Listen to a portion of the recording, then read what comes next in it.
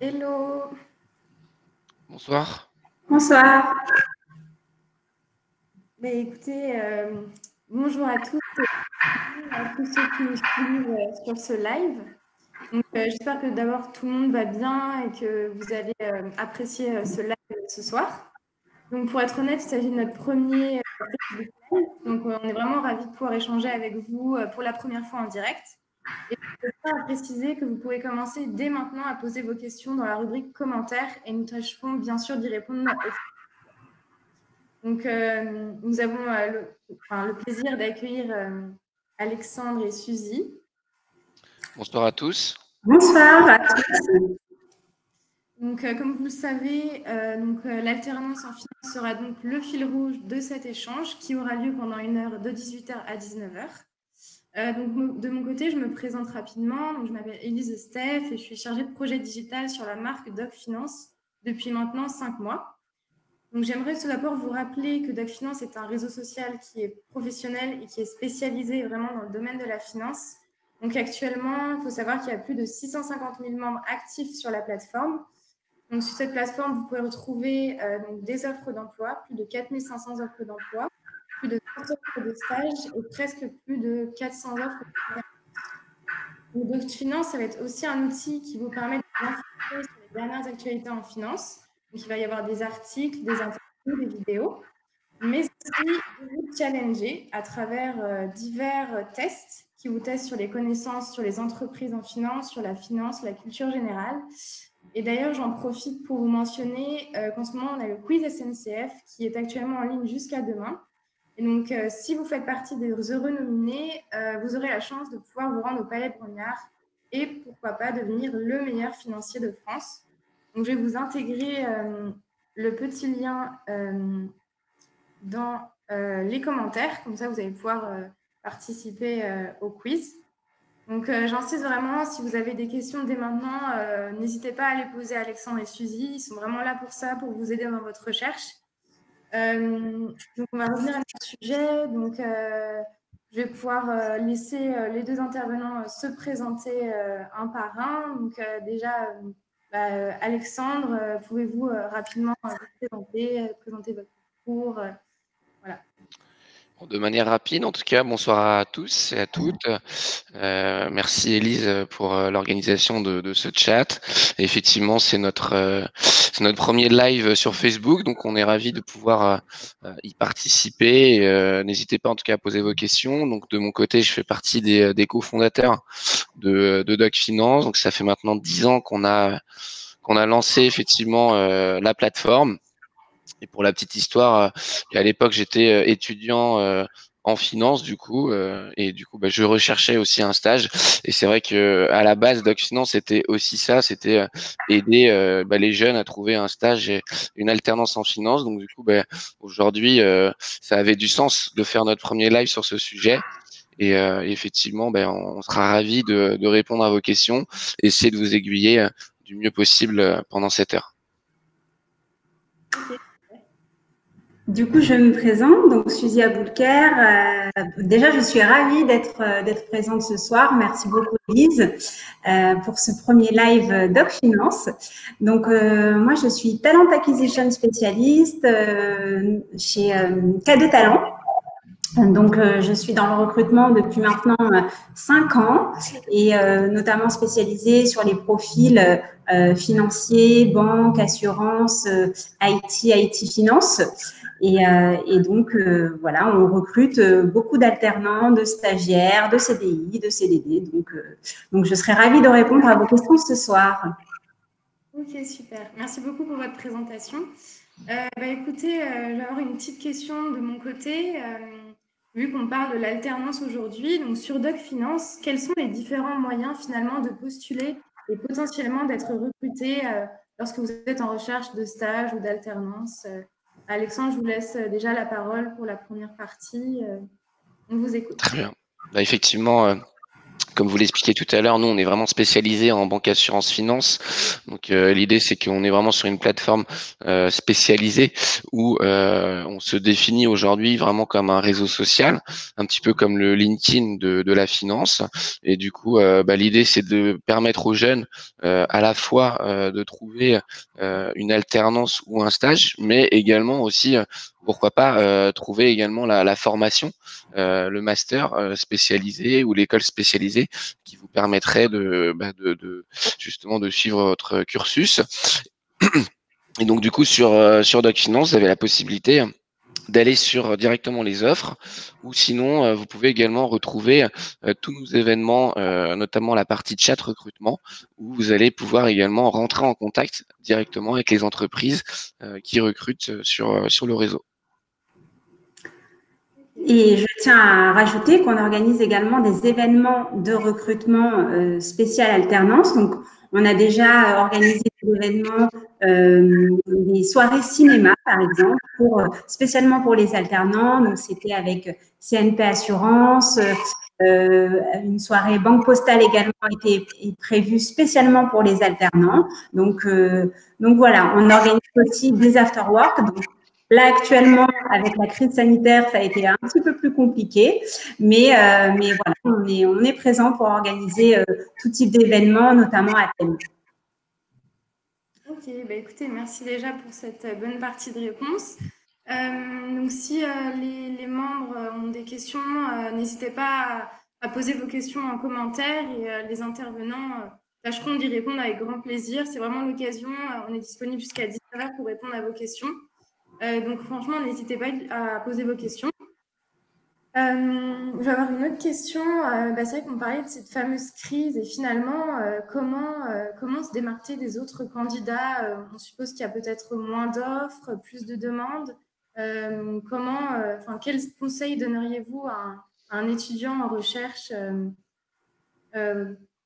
durant ce contexte de crise? Alexandre, je vous laisse la parole en premier.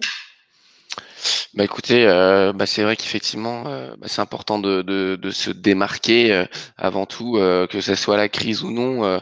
De toute façon, il y a quand même énormément de recherches d'alternance, hein. Donc, je dirais qu'au-delà du contexte actuel, ça va être très important de se différencier déjà avant tout. Pour moi, c'est avant tout un bon CV qu'il faut construire, parce qu'effectivement, c'est ce que va regarder de toute façon le recruteur.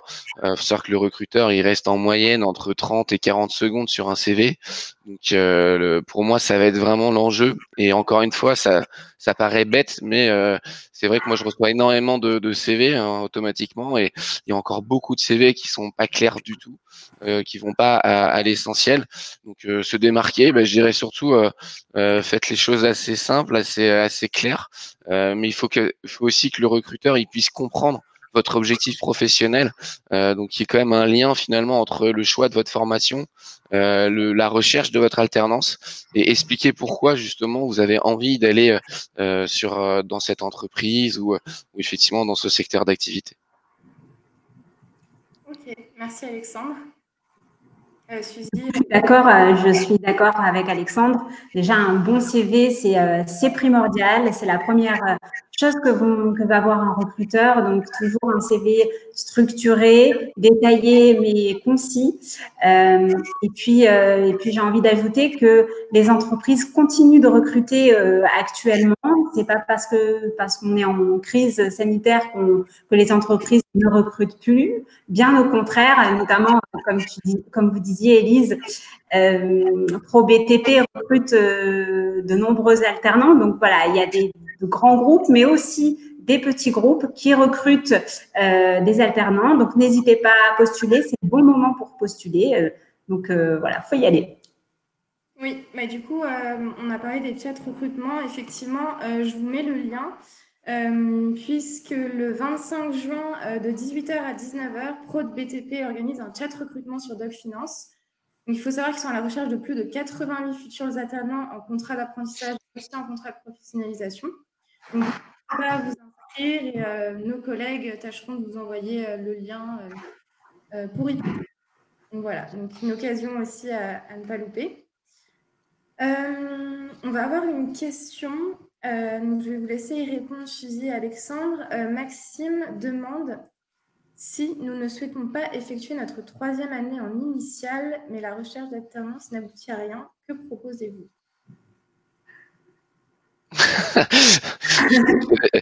Bonne question, mais je vais laisser Suzy y répondre. Du coup, ce qui serait intéressant de faire, c'est peut-être 2 stages 6 mois consécutifs. Comment avoir 2 expériences différentes, peut-être une expérience dans un grand groupe et une expérience dans une start-up pour voir un petit peu, pour vous, voir des univers qui sont complètement différents, avoir une approche complètement différente et pouvoir ensuite faire votre choix pour le futur dans les entreprises que vous souhaiteriez intégrer. Donc, je pense que ça peut être intéressant. Le but, c'est aussi avant tout d'acquérir de l'expérience, d'acquérir de nouvelles compétences. C'est ce que va regarder un recruteur au moment où vous allez chercher un poste. Donc, voilà, même si vous ne trouvez pas d'alternance et que voilà, c'est vraiment impossible pour vous de trouver une alternance, pourquoi pas faire 2 stages alternés ou 2 stages consécutifs, ou pourquoi pas faire un stage en France, un stage à l'étranger. Il y a plein d'alternatives possibles. Le but, c'est de développer ses compétences, être ouvert, garder l'esprit ouvert pour justement vous développer et acquérir de l'expérience pour votre futur et après pourquoi pas faire votre 4e année, pour votre master. Ce sera toujours plus intéressant. Après, Maxime, peut-être pour qu'on puisse vous répondre plus précisément, la 3e année en initiale, moi je ne sais pas si vous parlez de votre master 2 ou de votre licence. Donc si vous pouvez préciser aussi par rapport à ça. Après, moi je dirais surtout la recherche d'alternance n'aboutit pas. Je dirais que surtout il faut que vous gardiez la motivation. Parce que aujourd'hui, on est dans un contexte de crise. Il faut savoir que la recherche d'alternance, elle est quand même décalée parce que on a vraiment beaucoup de grands groupes qui malheureusement sont en télétravail ou en chômage partiel et effectivement ils n'ont pas encore forcément lancé leur campagne d'alternance. Donc déjà je dirais qu'il faut pas se démotiver. Après si vous êtes en M2, il faut continuer à chercher cette alternance, hein. Moi j'ai des exemples aussi de jeunes qui trouvent leur alternance en septembre parce qu'il faut savoir qu'il y a toujours un reliquat d'entreprises qui en septembre vont justement rechercher finalement une alternance. Je vois que Élise a complété, donc c'était en licence. Et bien, du coup, en licence, effectivement, dans ce cas-là, je vous dirais de pas vraiment, de continuer à y croire, Maxime, parce que c'est vraiment pas fini. Et là, il faut savoir que le mois de juillet, il va être très dynamique dans la recherche d'alternants pour les recruteurs. Donc moi, je vous donnerais le conseil de continuer. Après, Suzy a raison. Si vous êtes en licence, vous pouvez très bien faire effectivement un stage alterné pour compléter votre expérience et pourquoi pas après en M1 avoir une alternance. Mais en tout cas, ça reste possible, donc gardez la motivation. Oui, effectivement, c'est vrai qu'avec Alexandre, on a remarqué que les écoles étaient vraiment plus compréhensives avec les étudiants et donc décaler effectivement ces dates d'alternance et de stage. Donc pour le coup, je pense qu'il est un petit peu tôt pour dire que vous n'avez pas réussi à trouver une alternance et pour le coup vraiment garder espoir. Et nous, on voit tous les jours des offres d'alternance, de stage et d'emploi avec nos entreprises partenaires qui viennent sur notre site DocFinance. Donc n'hésitez pas à postuler sur DocFinance aussi. Voilà, c'est important et voilà, il faut garder espoir et il n'y a pas de souci. Oui, je pense qu'il faut rester actif et voilà, être assez régulier dans ses recherches, quand il faut postuler tous les jours pour avoir de vrais résultats. C'est ça. Ensuite, on va avoir une autre question. Après un bac+2, s'orienter vers le contrôle de gestion. Donc, est-ce que c'est prématuré ou pas selon vous, Alexandre? Parce qu'apparemment, toutes les offres que la personne voit demandent souvent un niveau bac+4 ou bac+3 minimum. Effectivement, c'est vrai que c'est un peu prématuré, dans le sens où les métiers du contrôle de gestion, ça va quand même être des métiers de master, hein, donc pour moi, là, on parle bien d'une recherche d'alternance aussi. Je sais pas, j'ai pas vu la question. Oui, Exactement. alternance, voilà, précision. Très bien. Donc effectivement, pour moi, c'est beaucoup trop tôt. Il y aura très peu de chances de trouver une alternance en contrôle de gestion. Moi-même, j'ai fait mes études en AEC, donc spécialisé en audit et contrôle de gestion. Moi, ce que je pourrais vous conseiller, justement, c'est plutôt d'aller sur un poste d'alternance, soit en assistant de direction financière, ou bien en comptabilité, alternance compta générale par exemple, pour la simple bonne raison que de toute façon ça va être vraiment les acquis qu'on va vous demander en M1 pour après éventuellement faire une alternance en contrôle de gestion. Donc, ce que je vous conseille, c'est plutôt d'aller sur de la comptabilité ou de la direction financière pour cette première alternance. Ça marche. Suzy, je ne sais pas si vous avez quelque chose à rajouter sur Non, cette... je rejoins Alexandre, je suis tout à fait d'accord avec lui. C'est vrai que c'est un petit peu prématuré pour le contrôle de gestion, mais s'orienter vers les métiers de la comptabilité, assistant dans la direction financière, ou même dans des métiers bancaires, ça peut être un bon tremplin. Ok. Alors, on a une autre question je ne sais pas comment ça se dit, désolée, Rayan, qui nous demande quels sont les différents sites que vous recommandez pour sourcer les offres de stage ou d'alternance. Doc Finance, bien sûr. Non, mais c'est une bonne question. Alors, je pense qu'on n'aura pas forcément les mêmes sites, mais déjà effectivement, je sais pas s'il précise en finance dans sa question, donc c'est pour ça que elle peut être une question ouverte. En tout cas, pour la finance, effectivement, nous Doc Finance, on va vraiment couvrir tous les métiers de la banque assurance finance. Donc, c'est-à-dire qu'on va vraiment couvrir les métiers bancaires, les métiers d'assurance. On va couvrir tout ce qui est direction financière. Donc tous les métiers de comptabilité, paye, audit et contrôle de gestion, et puis également tout ce qui va être finance de marché. Donc nous sur la plateforme évidemment vous pouvez rechercher un stage ou une alternance avec plusieurs moyens, on l'a vu tout à l'heure, soit assez classiquement vous postulez aux annonces, ou sinon vous allez utiliser plutôt le réseau social et donc là avoir une démarche plutôt proactive sur le réseau. Après sinon au niveau des sites évidemment qu'on peut vous conseiller, j'ai envie de dire évidemment l'étudiant que vous devez connaître, qui référence beaucoup d'offres de stage et d'alternance. Après, sinon, LinkedIn quand même, qui est de plus en plus orienté aussi stage alternance. Et notamment, il y a une petite astuce sur LinkedIn, c'est de passer par le contenu et pas forcément par la recherche classique d'offres de stage, mais vraiment taper par exemple recherche alternant dans la barre de recherche de LinkedIn. Et là, vous allez avoir en fait tous les posts des recruteurs qui ont mentionné qu'ils recherchaient un alternant. Et du coup, c'est une bonne manière aussi d'aller à la rencontre de ces recruteurs-là. Suzy, tu veux rajouter quelque chose? Tu as tout dit, tu as tout dit.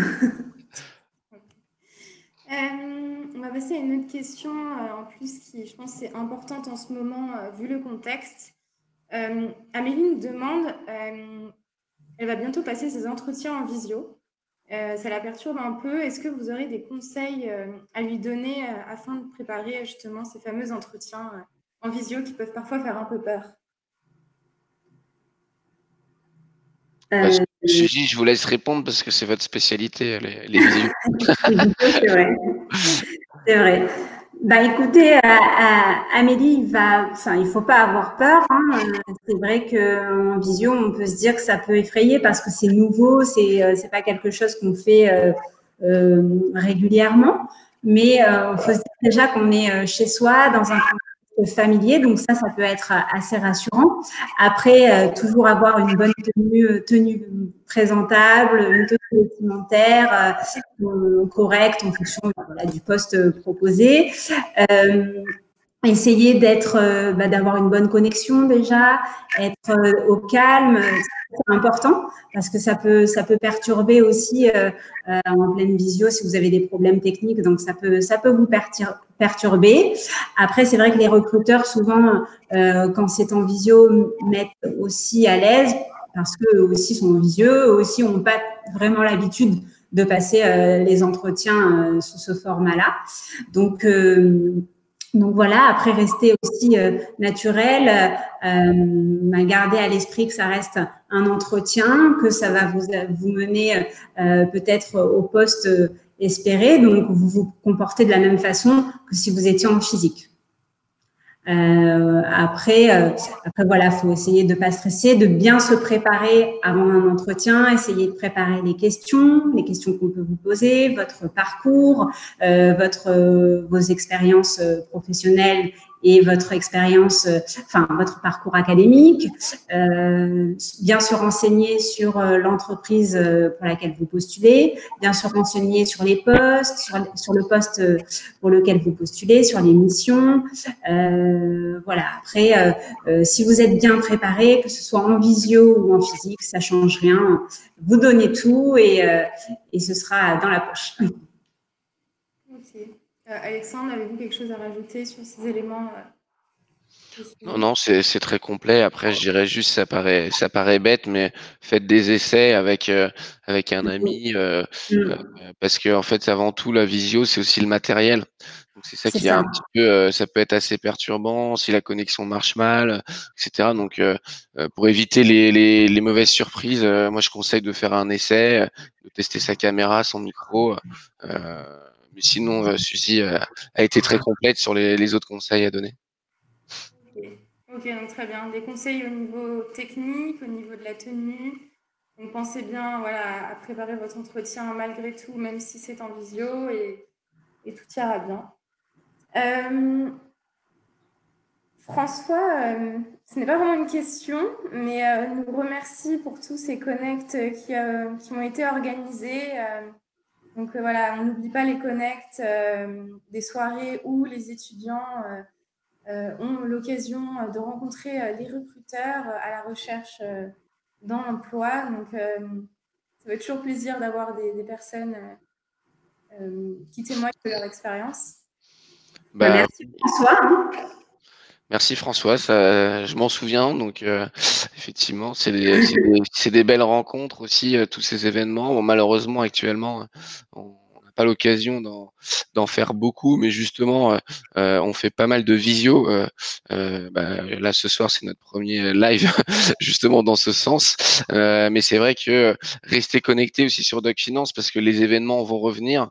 On espère à partir de la rentrée. Et pour ceux qui connaissent pas, du coup, on organise en fait toute l'année à peu près 200 événements partout en France pour mettre en relation les recruteurs et justement les candidats, et dans un contexte assez sympathique. Et du coup, il y a beaucoup d'histoires comme François qui ont pu trouver aussi leur alternance ou bien leur premier job grâce aussi à ces événements qui sont hébergés sur Doc Finance.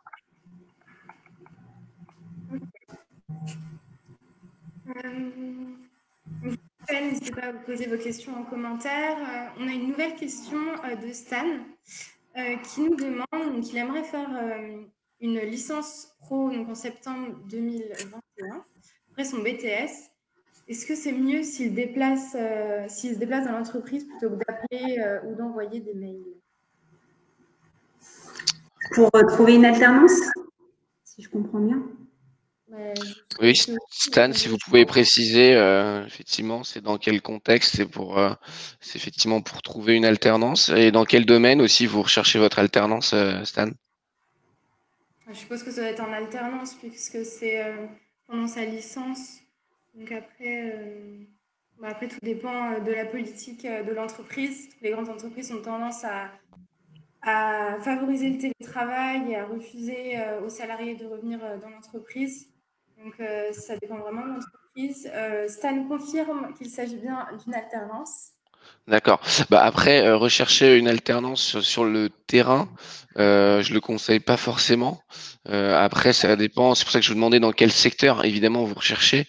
Mais si vous êtes dans le tertiaire, on va dire, donc les métiers de bureau, dans ce cas-là, je le conseille pas du tout. Donc, je sais pas s'il Après, je précise. pense que, ouais, non, il n'a pas précisé. Trouver une alternance dans le commercial international. Oui, donc c'est du tertiaire du coup. Oui, tertiaire. Euh, Après, si vous aspirez à devenir commercial terrain, je pense que là, ça peut être un atout d'aller en entreprise au culot, de se présenter, pourquoi pas. Ça peut plaire. Alors après, voilà, c'est qui tout double. Hein. C'est soit ça. le recruteur va adorer l'audace, soit il va pas très bien le prendre. Donc voilà, c'est un peu délicat. C'est un risque à prendre, mais Bah, on ne peut pas vous assurer que ce soit voilà, une réussite, que ça plaise à tout le monde. oui, bah en tout cas, moi, ça m'est déjà arrivé en tant que recruteur d'avoir des personnes qui viennent sonner au bureau pour trouver une alternance. Bah, honnêtement, j'ai pas vécu ça d'une manière positive, pour être honnête.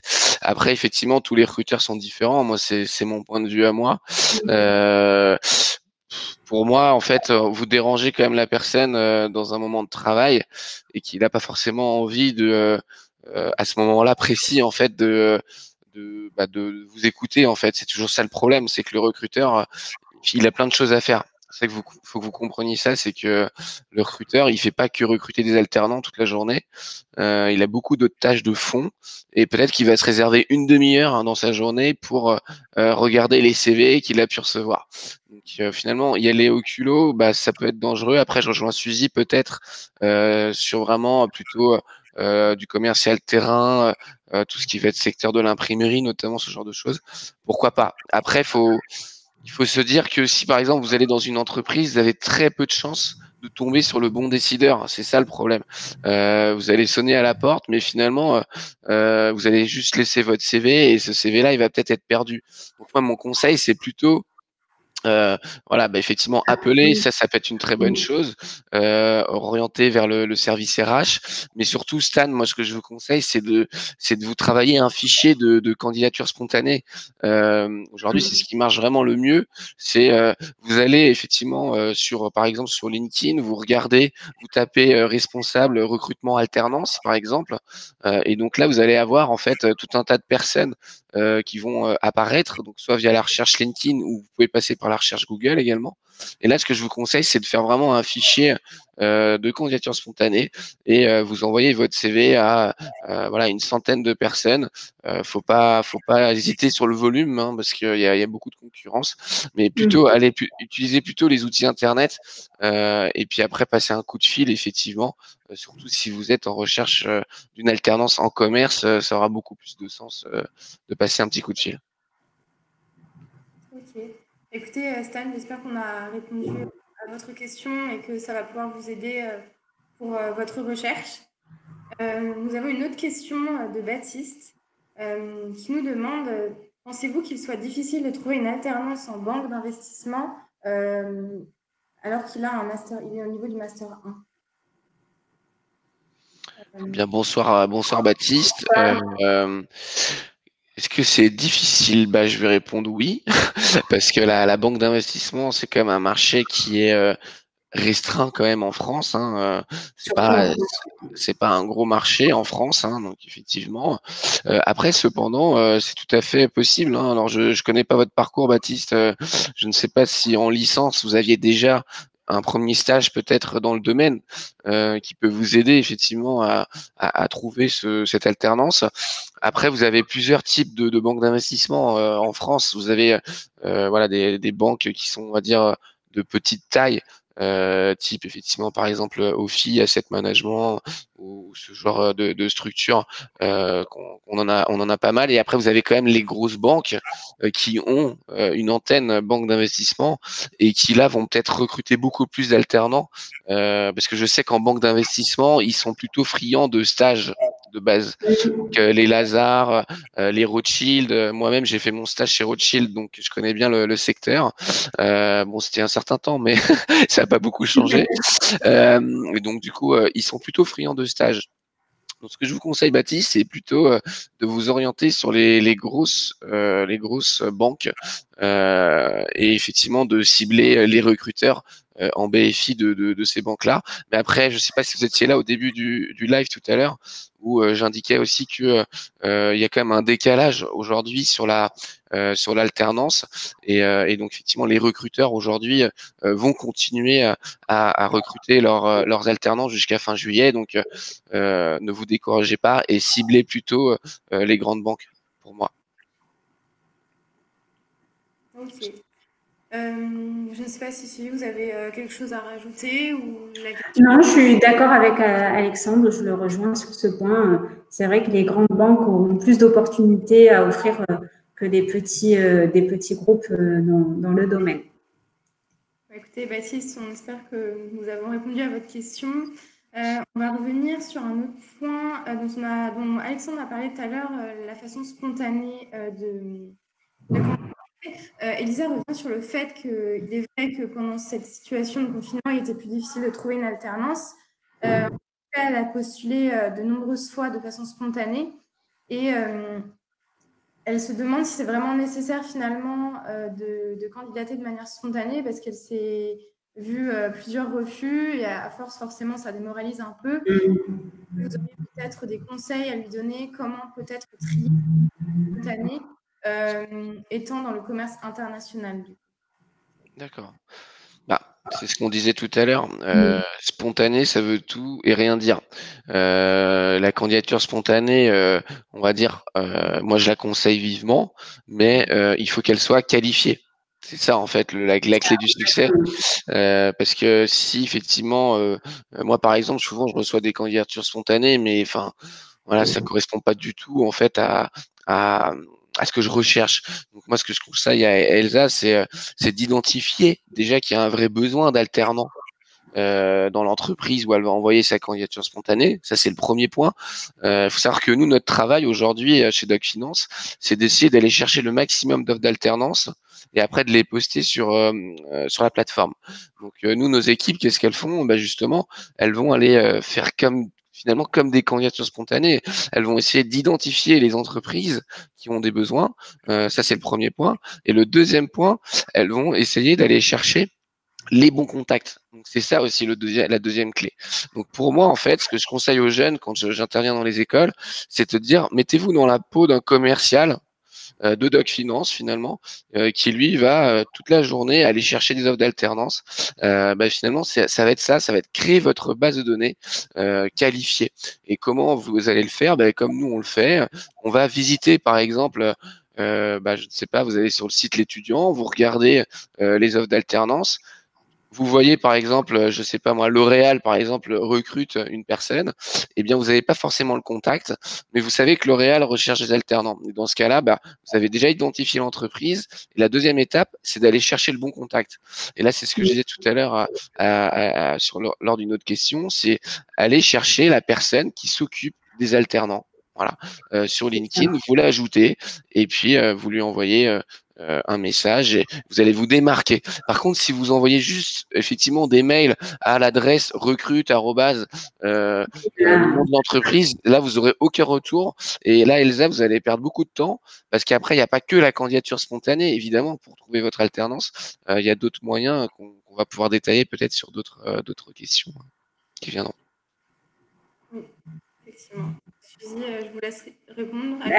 Oui, je rejoins Alexandre sur ce qu'il a dit et je voulais dire aussi de pas hésiter, de toujours revoir son CV, vérifier, voilà, toujours pouvoir améliorer son CV s'il y a se relire, s'il y a des petites choses qui vont pas, si on peut un petit peu plus le détailler pour essayer de voir si il n'y a pas un souci avec le CV, pour voilà, toujours l'améliorer et vous aurez peut-être aussi un petit peu plus de réponses.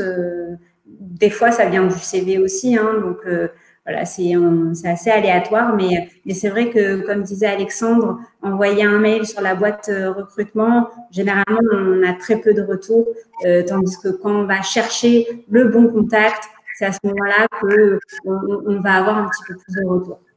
Et ajoutez-le sur les réseaux, ajoutez-le Elsa, ajoutez les contacts. Ah oui, il faut ajouter, Et puis, ils font des posts aussi. Je pense que tout le monde a déjà essayé des posts sur les réseaux, mais il y a beaucoup de jeunes qui trouvent grâce à ça. Donc, nous d'ailleurs, je ne sais pas si Élise, vous pourrez mettre le lien de notre groupe sur l'alternance qu'on a sur Facebook. Donc, j'insiste là-dessus parce qu'effectivement, ça marche aussi. Ça marche très bien sur LinkedIn. Après, il faut essayer de se différencier dans le post, quoi. Faut trouver un truc drôle, voilà, essayer de raconter une histoire. Il y a beaucoup de jeunes qui nous racontent qu'ils ont réussi à trouver aussi via ce canal-là. Hein. Ouais, faut pas oublier qu'il y a vraiment divers moyens de pouvoir postuler et trouver son alternance. Donc voilà, n'oubliez pas tous ces moyens-là. Le digital, c'est vraiment très important. On n'en a pas parlé, mais alors je ne sais pas si ça va venir dans les questions, mais j'en profite parce que ça va quand même dans la suite logique de cette question-là. C'est aussi penser également à votre école. C'est-à-dire, Elsa, je ne sais pas quelle école vous faites aujourd'hui, mais souvent, il faut savoir que les alternants, les besoins, ça provient aussi des alternants qui sont en poste actuellement. Donc ça paraît logique dit comme ça, mais souvent les jeunes n'y pensent pas forcément. Moi, ce que je conseille, c'est justement de contacter les alternants qui sont en fin d'études dans votre école et effectivement, ils vont devoir trouver un remplaçant. Et donc, c'est un des meilleurs moyens, je trouve, de trouver une alternance. Je regarde sur LinkedIn, d'ailleurs, j'ai la chance sur LinkedIn de pouvoir le faire parce que les écoles, c'est assez opaque. Vous n'avez pas forcément la possibilité, finalement, de pouvoir voir quels sont les étudiants en Master 2. Donc, allez sur LinkedIn, vous pouvez regarder et puis derrière, vous contactez tous les étudiants de votre école en Master 2. Regardez si l'alternance qu'il fait actuellement vous intéresse, évidemment. Et là, vous vous positionnez en disant, est-ce que tu pourrais me mettre en relation avec ton tuteur parce que ça m'intéresse. Et il y a beaucoup aussi d'histoires comme ça. Et voilà, soyez inventif aussi dans votre recherche. Et ça, c'est un petit conseil et je pense que ça peut vous aider grandement. Ok, merci beaucoup Alexandre. On a encore pas mal de questions, donc je vais passer à la suivante directement. On a Thierry qui nous demande, sans expérience dans le domaine de la finance due à une carrière dans le sport, est-ce que vous pensez qu'il puisse envisager donc d'effectuer sa dernière année d'école de commerce en alternance dans un grand groupe en province? J'ai envie de dire que l'alternance, c'est aussi le moyen d'acquérir de l'expérience. Donc, oui, pourquoi pas démarrer en banque, par exemple, dans des banques de détail, dans des agences. Oui, c'est possible. Oui, tout à fait, Thierry, c'est tout à fait possible, hein, parce que faut savoir que les expériences de sportifs, c'est très recherché. Donc justement, il faut que vous valorisiez ce parcours que vous avez fait jusqu'à maintenant. Il faut en être fier. Alors après, tous les domaines de la finance ne seront pas ouverts, hein, enfin, ça faut pas se mentir. Tous les domaines d'expertise de la finance, ça sera pas possible. Par contre, il faut vous orienter plutôt sur de la gestion de patrimoine, où ils recherchent beaucoup d'ailleurs d'anciens sportifs de haut niveau, ou tout ce qui va être banque, effectivement. Vous avez toutes vos chances très clairement sur ce marché-là. Exactement. On a une question un petit peu similaire. On a Thomas qui est aussi en recherche d'une alternance en M1, en finance contre l'audit, mais il n'a pas d'expérience professionnelle. Il a envoyé un tas de candidatures et il n'a toujours rien. Donc, est-ce possible de toujours trouver une alternance? C'est vrai qu'on l'a dit tout à l'heure, il est un peu tôt pour dire, la recherche d'alternance est décalée. Après, ça dépend où il a postulé, comme vous disiez, Alexandre. Si Thomas, vous avez postulé en contrôle de gestion, ça peut être, si vous n'avez pas d'expérience dans le domaine, je pense que c'est normal. Après, vous postulez, comme on disait, dans des cabinets comptables, dans des directions financières pour assister les personnes. À ce moment-là, je pense que vous aurez un petit peu plus de résultats. Je ne sais pas si tu es d'accord avec moi, Alexandre. Thomas, effectivement, c'est vrai que c'est difficile de répondre comme ça parce que je ne sais pas ce que vous avez fait avant. Est-ce que vous avez fait un BTS compta? Est-ce que effectivement en licence vous avez fait un stage en compta? Comme je disais tout à l'heure, pour moi le socle du contrôle de gestion de l'audit, c'est la comptabilité. Donc si vous en avez déjà fait, pour moi, vous avez toutes vos chances de trouver une alternance en M1. Par contre, si vous avez jamais eu d'expérience en compta auparavant, là, ça peut être plus compliqué. Je rejoins Suzy aussi. C'est vrai que sur le fait que aller sur les petits cabinets comptables. Il faut savoir que la crise, vous le savez, il y a énormément d'entreprises en France qui ont été touchées. C'est très difficile encore actuellement. Par contre, les cabinets comptables, ils n'ont pas du tout souffert, hein. Bien au contraire, ils sont en surplus d'activité, hein. Et donc, moi, je travaille beaucoup aussi dans ce secteur-là. Et souvent, les jeunes, ils ont tendance à postuler dans les directions financières ou dans les gros cabinets type Deloitte, EY, etc. Mais aller sur les petits cabinets, je vous invite à aller sur le site de l'EEC directement lors des experts comptables. Vous allez retrouver tous les cabinets comptables. Et là, pour le coup, Thomas, la candidature spontanée pour vous va être beaucoup plus simple. Ce que je vous conseille, c'est demain, vous prenez 5-6 heures de votre temps, vous récupérez tous les directeurs associés des cabinets de votre région, si vous êtes en Île-de-France, et vous envoyez votre CV, et je suis sûr que vous allez trouver une alternance dans ces petits cabinets, parce qu'il y en a beaucoup qui recherchent dans les petits cabinets comptables, qui ont souvent d'ailleurs une antenne audit. Et donc, ça vous permet de mettre aussi un premier pas dans l'audit, dans le contrôle de gestion. Ok, ça marche. On a une autre question de Reda, mais que je ne suis pas sûre de comprendre. Que pensez-vous d'un stage de fin d'études en conseil d'achat pour un étudiant en M1 en finance spécialité investment banking? Eh bien, Élise, je pense qu'on va demander à Reda de préciser conseil d'achat. Qu'est-ce que vous voulez dire par là? Est-ce que c'est au service achat d'une entreprise? Ou est-ce que c'est dans un cabinet de conseil spécialisé?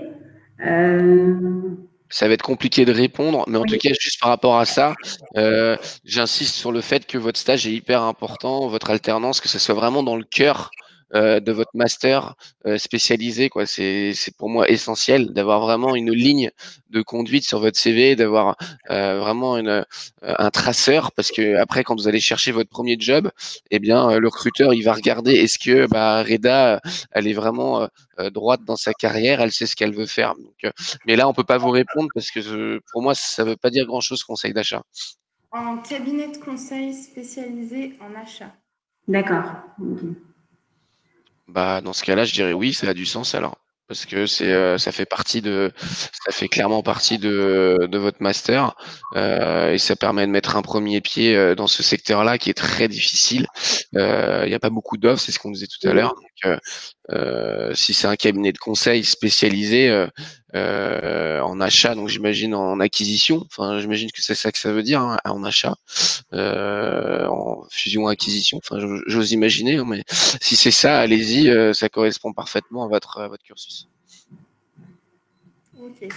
On a une petite question aussi de Maël qui est en recherche d'une alternance et qui demande s'il vaut mieux avoir un contrat de 12 mois en entreprise ou de 24 mois, donc à savoir pour un Master International Business Development. Je laisse Suzy peut-être répondre à la question. Écoutez, si vous réussissez à avoir un contrat de 24 mois, pourquoi pas, ça peut être très intéressant en termes d'acquisition d'expérience.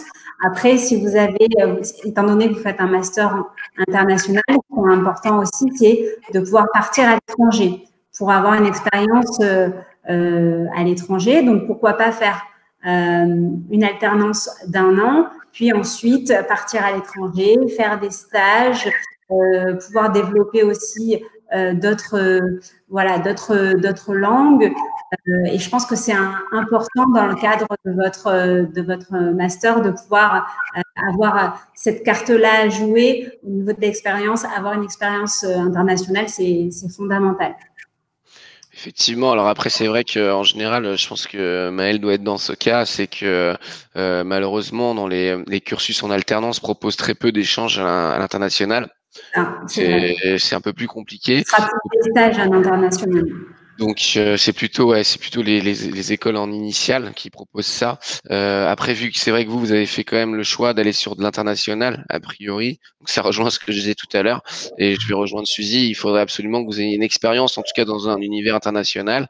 Après, pour répondre à votre question spécifiquement, qui est assez intéressante sur les 12 mois, 24 mois.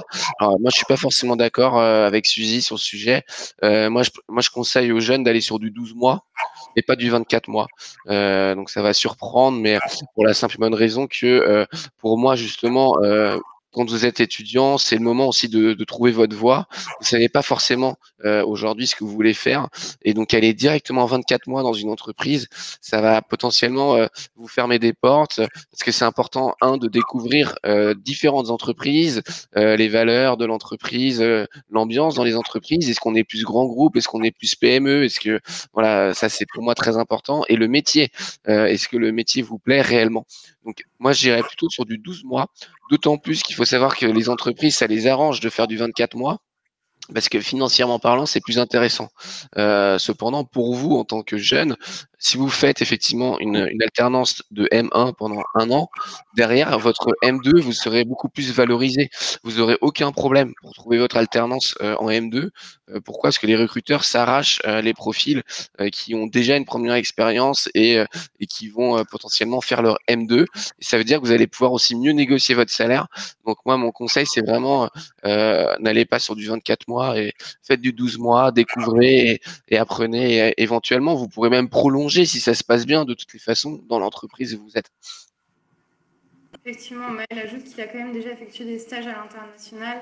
Donc après, je pense que c'est aussi quelque chose qui est propre à chacun. Si vous souhaitez passer 2 ans dans une entreprise, pourquoi pas, pour approfondir ce que vous apprenez, être plus autonome. Après, il y a la possibilité d'intégrer l'entreprise si votre alternance se passe bien aussi. Donc, après, c'est vrai que c'est un choix aussi personnel de se dire si on a envie d'être recruté à la fin ou si on a envie de découvrir d'autres environnements.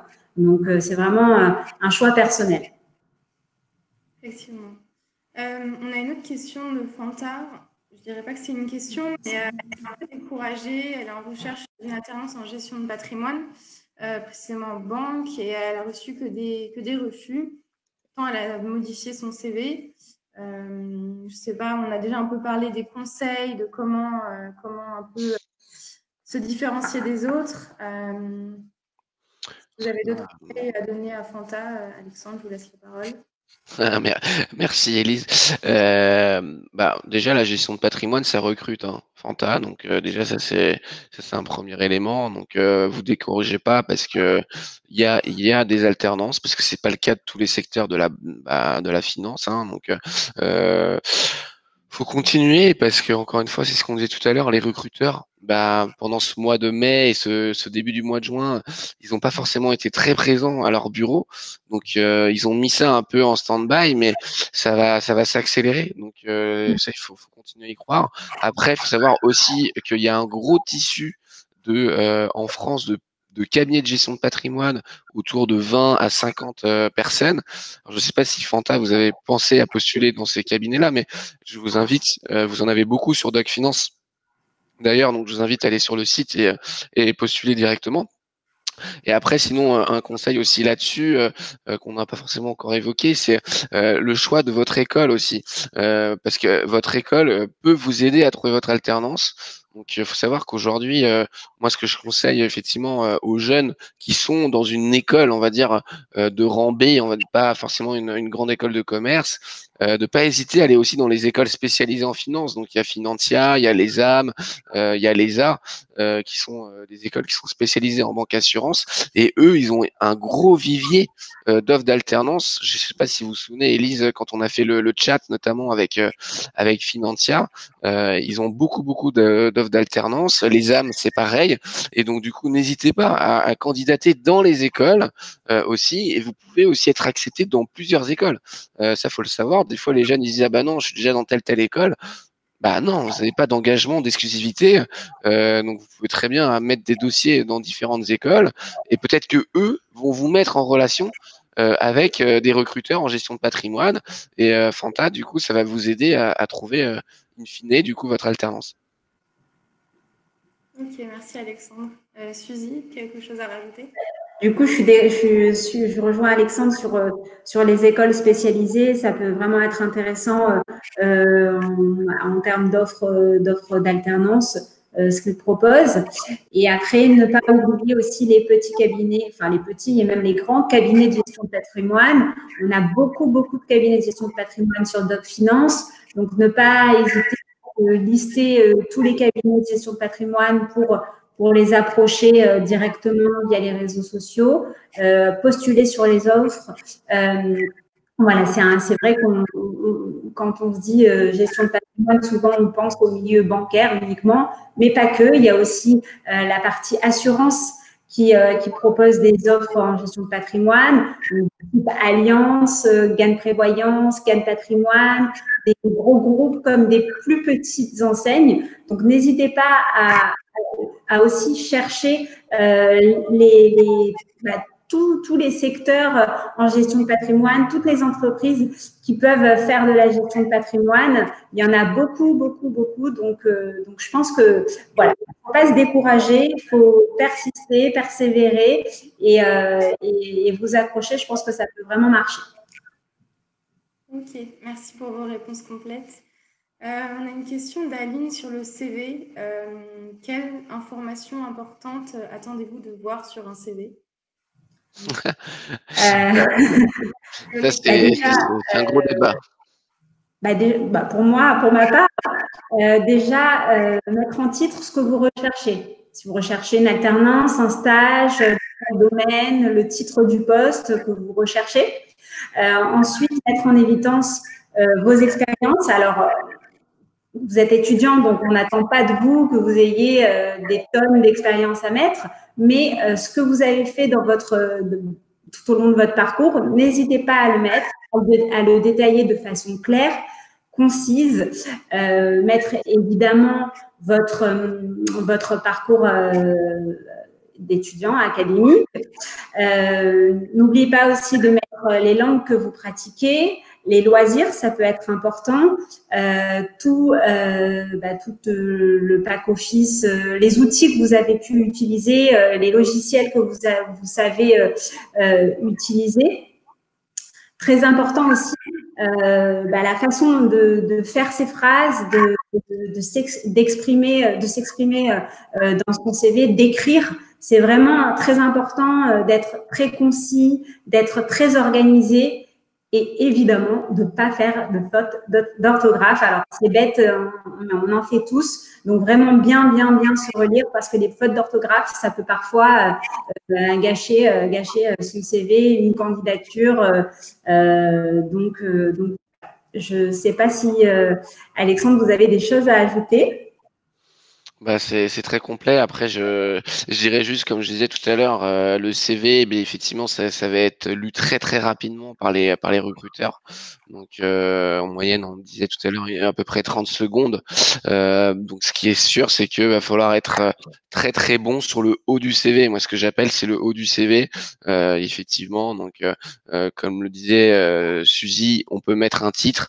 Moi, ce que j'aime bien aussi, c'est mettre une baseline en plus du titre, en fait. C'est finalement, ça remplace pour moi la lettre de motivation, 2-3 lignes, pas plus, pour expliquer votre parcours, ce que vous voulez faire, votre rythme. Si c'est une alternance, par exemple, c'est hyper important parce que ça, c'est très énervant de recevoir un CV pour une alternance sans le rythme, croyez-moi. Et du coup, après, votre CV, il peut potentiellement, malheureusement, ne pas être retenu.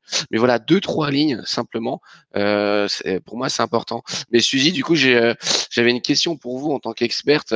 Est-ce que vous êtes pour ou contre la photo sur le CV? Moi, je suis pour.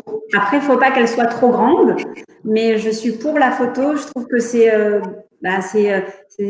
toujours mieux d'avoir une photo, un petit sourire, une photo évidemment professionnelle. Hein. On ne va pas mettre la photo de vacances, mais je suis pour la photo. Et Élise? Totalement pour la photo.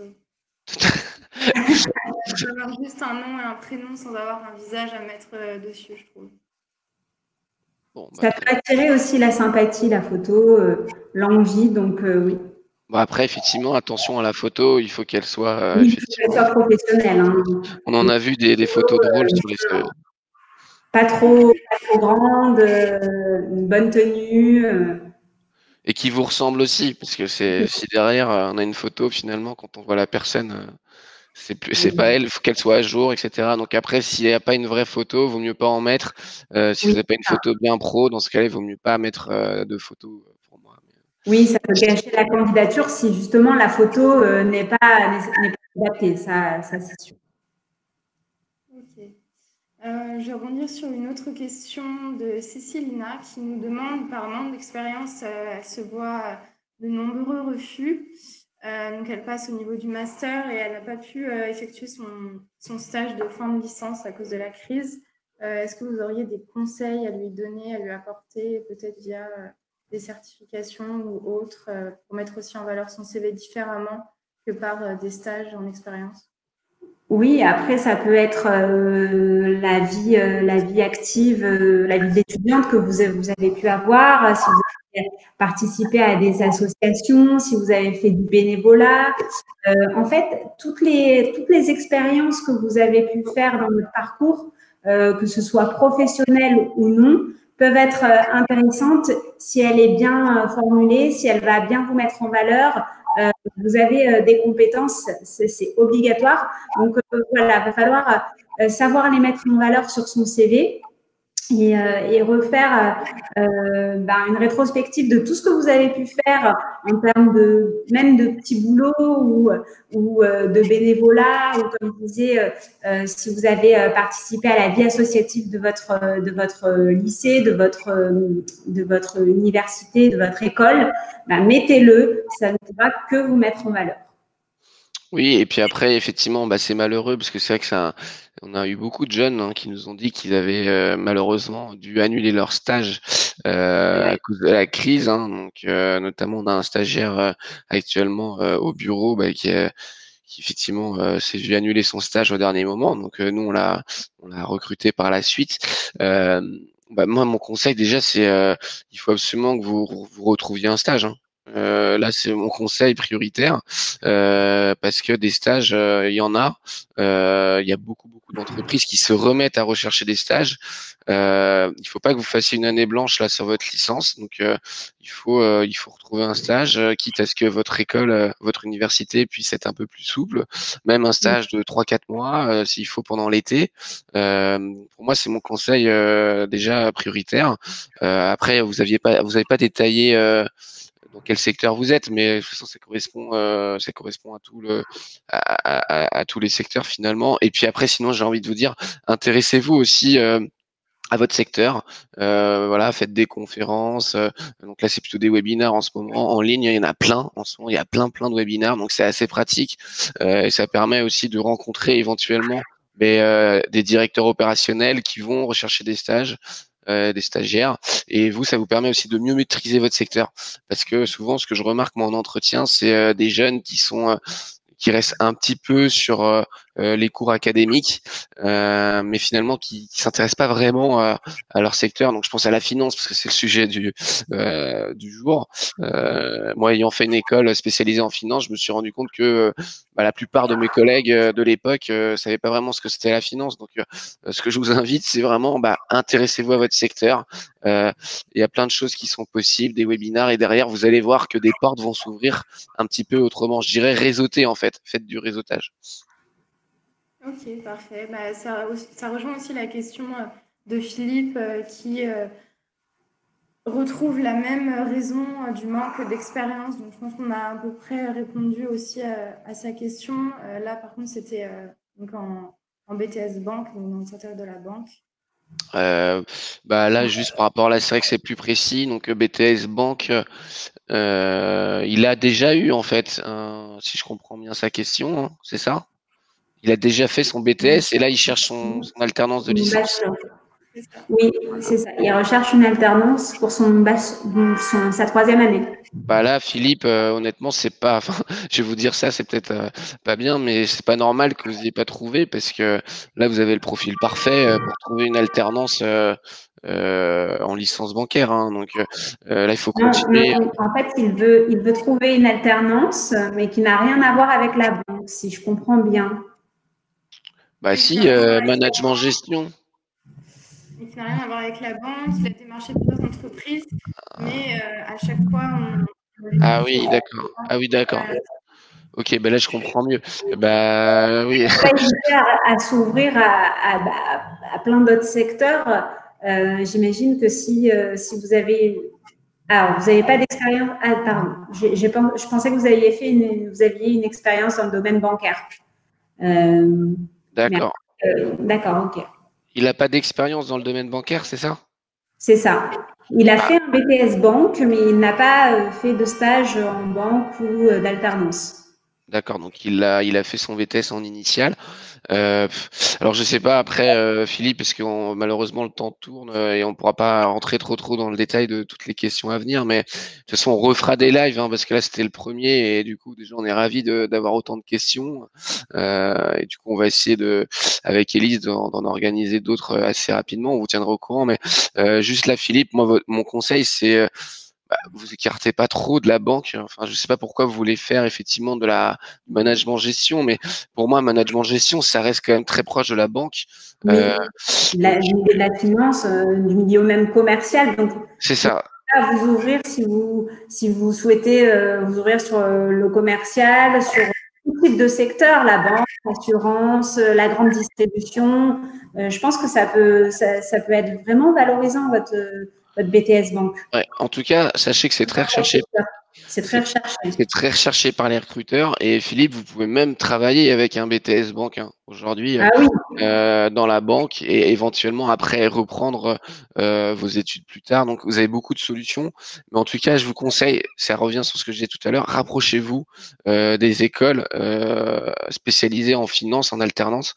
Ils vont forcément vous trouver quelque chose avec un BTS banque. Ok.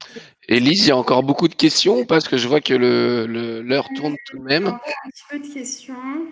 Parce qu'on s'était dit qu'on répondrait à tout le monde, mais c'est pas forcément évident. Peut-être en faire une petite dernière de Plady. Pour une licence en contrôle de gestion, est-ce mieux donc de le faire dans une entreprise ou dans un cabinet comptable? je pense qu'on a déjà un petit peu répondu à cette question, mais comme on disait, un cabinet comptable, ça peut vraiment être intéressant. Après, dans une entreprise, dans la direction financière d'une entreprise, pourquoi pas aussi, mais je pense que vous aurez plus de facilité à trouver une alternance dans un cabinet comptable. Euh, Ouais. Dites-moi si vous êtes d'accord, Alexandre, mais Alors, bah déjà oui, on a répondu là-dessus plus en disant accessible. effectivement que les cabinets comptables aujourd'hui recrutent beaucoup, donc ça c'est sûr. Donc vous aurez plus de chances de trouver votre alternance. Mais après, sinon, personnellement, j'ai été dans ce domaine-là, donc moi mon conseil c'est aller dans un cabinet comptable au début de votre cursus. Vous allez apprendre beaucoup plus de choses que dans une direction financière. Déjà, vous allez avoir beaucoup de mal à trouver en contrôle de gestion en direction financière, mais surtout finalement c'est dans les cabinets comptables que vous allez apprendre plein de choses et derrière ça va vous valoriser et en fait c'est très recherché les expériences dans les cabinets comptables et pas forcément les gros du Big Four justement, mais plutôt les petits cabinets. Vous en retrouvez plein sur Doc Finance d'ailleurs qui recrutent et n'hésitez pas à rentrer en contact directement avec elles sur le réseau social. Mais vraiment mon conseil c'est le cabinet comptable sur cette question. Ok, ça marche. Merci pour ces réponses. On a encore quelques questions. Ça marche. Donc, il y a Mélanie qui aimerait faire un master en gestion de patrimoine. Donc, elle a vu que cette formation en alternance se faisait du coup sous une forme de stage alterné. Savez-vous si les banques, cabinets seraient prêtes à accepter un contrat d'apprentissage, c'est-à-dire que seraient prêtes à payer finalement aussi pour l'école de l'étudiant? Déjà, il faut savoir qu'il y a des aides. D'accord, oui, effectivement, il y a des aides, il faut savoir. Faut savoir que l'entreprise, ça lui coûte pas grand-chose, hein, de toute façon, l'alternance. C'est pour ça d'ailleurs qu'il y a de plus en plus, évidemment, de recrutement en alternance, hein. Il y a les OPCA qui vont financer. Donc ça, c'est une première réponse. Après, je comprends pas trop ce que vous dites, que finalement, ça se fait beaucoup en stage alterné. J'imagine que vous voulez dire par là que les étudiants n'arrivent pas à trouver une alternance. C'est ce que je comprends en tout cas en lisant votre question. Mais vu votre spécialisation en gestion de patrimoine, pour moi, c'est tout à fait faisable de trouver une alternance. Alors, faut savoir que ça commence à se démocratiser. La gestion de pat, il y a encore 4-5 ans, on faisait pas trop d'alternance, mais maintenant, ça se fait quand même beaucoup. Donc, pour moi, je sais pas ce que vous en pensez, Suzy, mais je pense que c'est tout à fait réalisable de trouver une Oui, alternance. je suis tout à fait d'accord avec vous, hein. C'est tout à fait faisable vu le nombre de cabinets de gestion de patrimoine, de banques, de compagnies d'assurance. Il y a de quoi faire sur l'alternance, donc je pense que vous n'aurez pas de mal à trouver. Très bien. On va clôturer avec la dernière question d'Alice, qui est à la recherche d'une alternance en contrôle de gestion. Donc, elle a été admise en M1 en gestion finance pour la rentrée. Jusque-là, elle a pas mal de refus. Pourtant, elle a une première expérience professionnelle en comptabilité, puisqu'elle a fait une licence pro en comptabilité gestion. Et actuellement, en M2 en management stratégie d'entreprise. Alors en M1 ou en M2 du coup? Parce qu'on voit pas la question en entier. Oui. Donc, elle est à la recherche d'une alternance en contrôle de gestion, car étant admise en M1 en pour la rentrée prochaine, jusque-là, elle n'a eu que des refus. Pourtant, elle a eu une expérience professionnelle en comptabilité. C'est pas très clair. 23 ans avec une licence pro en comptabilité gestion et actuellement en M2 en management et stratégie d'entreprise. Oui, bon, bah du coup, de toute façon, ça revient à peu près à la même chose, hein. Là, on est sur à peu près aussi ce qu'on disait tout à l'heure. Le contrôle de gestion, c'est plus difficile, hein, de trouver une alternance parce que là, vous devez aller dans les directions financières. Donc, il n'y a pas le choix. Qui dit direction financière dit quand même grande entreprise, hein, parce que toutes les entreprises n'ont pas de direction financière. Et surtout, si vous voulez avoir une entité contrôle de gestion, bah, il faut quand même avoir une grosse direction financière. Donc moi, mon conseil, c'est que si vraiment vous voulez aller dans les directions financières et donc en contrôle de gestion, c'est ce que je disais un peu tout à l'heure. Faites de la candidature spontanée, mais cette fois-ci, essayez de cibler les directeurs financiers directement des entreprises, ou bien vous pouvez également aller sur les directeurs de contrôle de gestion. Je me souviens quand j'avais fait mon stage, il y avait un directeur de contrôle de gestion. Donc là, ça veut dire que déjà, il y a vraiment une antenne contrôle de gestion. Parce que le problème, c'est que tout le monde ne recherche pas en contrôle de gestion. Donc, c'est quand même, on pense que c'est très large, mais c'est pas si large que ça, le contrôle de gestion. Et pour ça, je vous conseille, par exemple, d'aller sur Doc Finance, d'utiliser le réseau social et vous avez la possibilité de rentrer en contact directement avec des contrôleurs de gestion, des directeurs du contrôle de gestion et leur demander s'ils recherchent une alternance. Après, si jamais vous n'arrivez vraiment pas à trouver, gardez-vous quand même la cartouche qu'on se disait tout à l'heure, de faire votre alternance dans un cabinet d'audit qui pourrait vous permettre, en tout cas sur la première année, hein, si ça rejoint mon conseil de tout à l'heure, vraiment sur du 12 mois et pas du 24 mois, ce qui vous permettra après pour votre alternance de M2 peut-être d'avoir plus de facilité à trouver en contrôle de gestion. Ou même en cabinet de conseil aussi, ça peut être intéressant. Conseil en management, stratégie, ça peut être aussi une alternative.